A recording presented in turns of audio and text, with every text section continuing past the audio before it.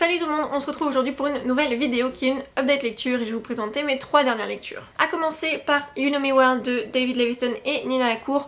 Donc Nina Lacour, elle a déjà écrit un seul autre livre il me semble qui est juste là. Donc Everything Leads to You, je l'ai pas encore lu et évidemment David Levithan, vous savez que ses livres je les aime d'amour. Donc là encore une fois ça n'a pas raté. J'ai préféré sa partie à celle de Nina Lacour même si j'ai apprécié la découvrir dans ce livre-ci.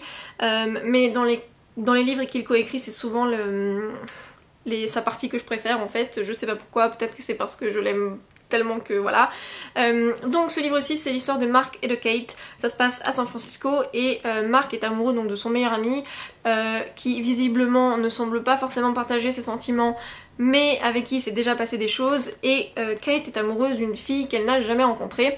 Alors ça vous allez me dire, ça c'est bien un truc d'ado parce que être amoureux de quelqu'un qu'on n'a pas rencontré c'est pas faux, et c'est vrai que c'est quelque chose qui me rendait un peu dubitative, mais après l'avoir lu c'était assez bien réalisé je dois dire. Voilà, c'était une très belle lecture, j'en dirai pas plus parce que c'est tout simplement à vous de découvrir un petit peu ce qui va se passer.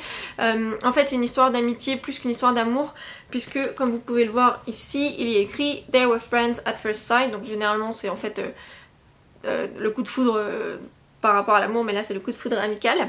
Et en fait j'aime vraiment apprécier cette histoire parce que voilà, ça sort un peu des sentiers battus de ce qu'on voit aujourd'hui en YA, et je sais pas, ça avait quelque chose de vraiment très...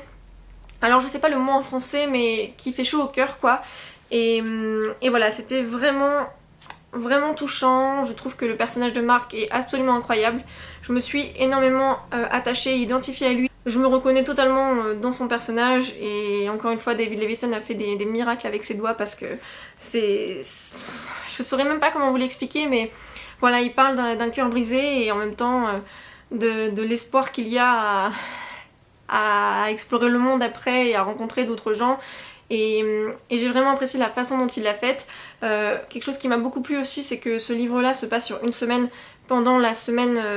alors comment on dit en français, Pride, vous savez là où on célèbre la communauté LGBTQ+.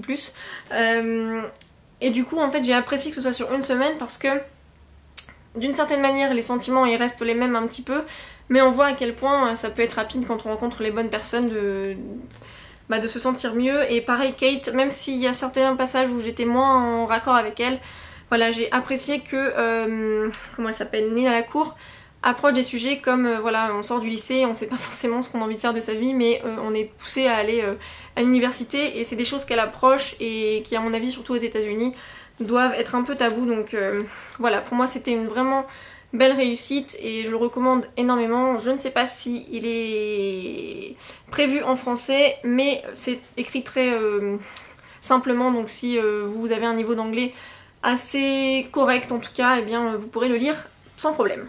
Ensuite on passe à On the Other Side. Alors ça c'est la couverture du hardcover et ça c'est la couverture donc papier qu'il y a par dessus.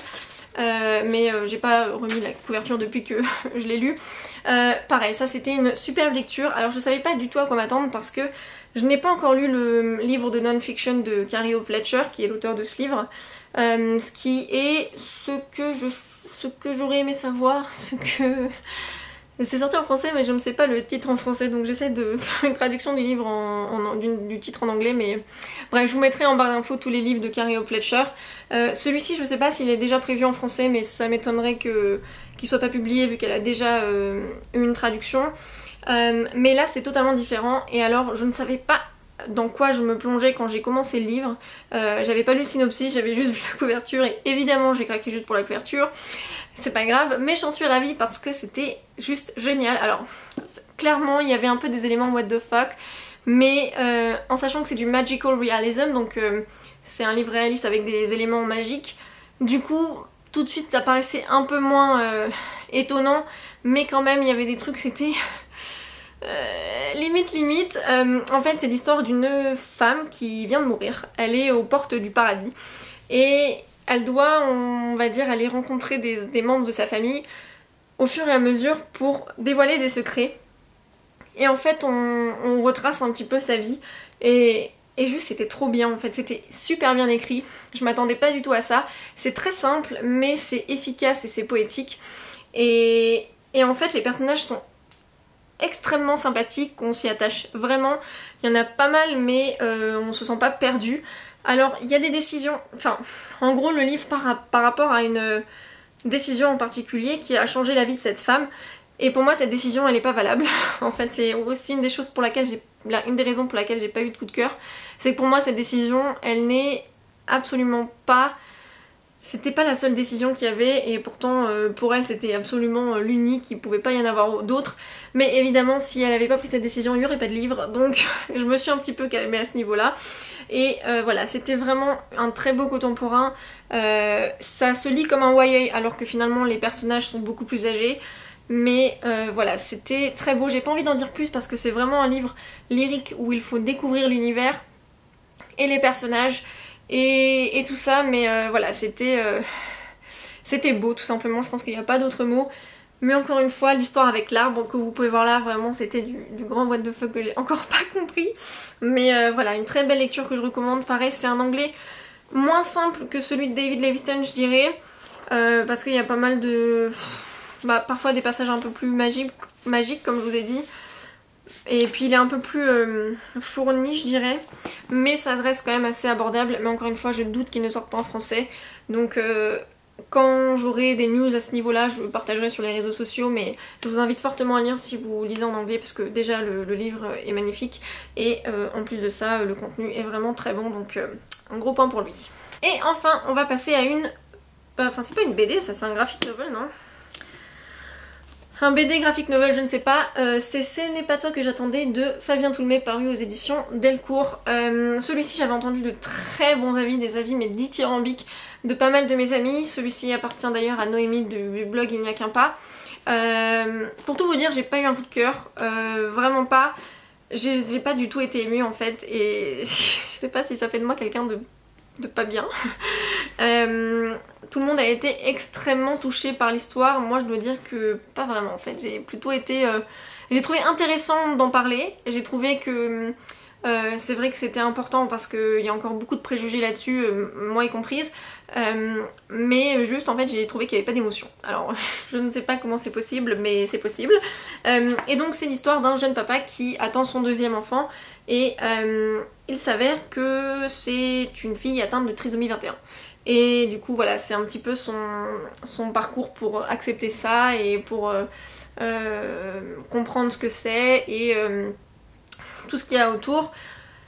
Et vraiment j'ai trouvé que c'était important d'en parler, c'était une belle leçon de vie, ça permet aussi de relativiser peut-être pour de futurs parents qui pourraient éventuellement être dans ce cas-là parce que en fait ils apportent énormément de, comment on appelle ça, de connaissances à ce sujet. Je pense que Fabien Toulmé a dû vivre ça parce que c'est très très bien renseigné.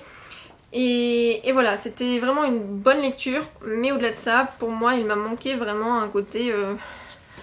où j'aurais eu envie de pleurer ou je ne sais quoi, mais je suis un peu restée de marbre pour être honnête, donc c'est un peu dommage. Et voilà, les planches sont assez simples, efficaces, c'est pas forcément ma came en termes de dessin, mais voilà, c'était quand même très sympathique. J'ai vraiment adoré la petite Louise ou Louisa, qui est leur première fille, parce que pour le coup j'ai trouvé que c'était le personnage le plus sincère et le plus sympathique de toute la BD, mais voilà, je la recommande quand même. Et vu que tout le monde a été extrêmement touché, je pense que c'est peut-être juste moi qui n'a pas succombé au charme, mais voilà, je pense que ça pourrait être une BD importante à avoir dans sa bibliothèque. Donc voilà, je vous remercie d'avoir regardé la vidéo, n'hésitez pas à me dire si vous avez lu certains de ces livres, ce que vous en avez pensé, n'hésitez pas à me partager vos derniers coups de cœur, et en attendant on se retrouve très vite pour une prochaine vidéo. Bye!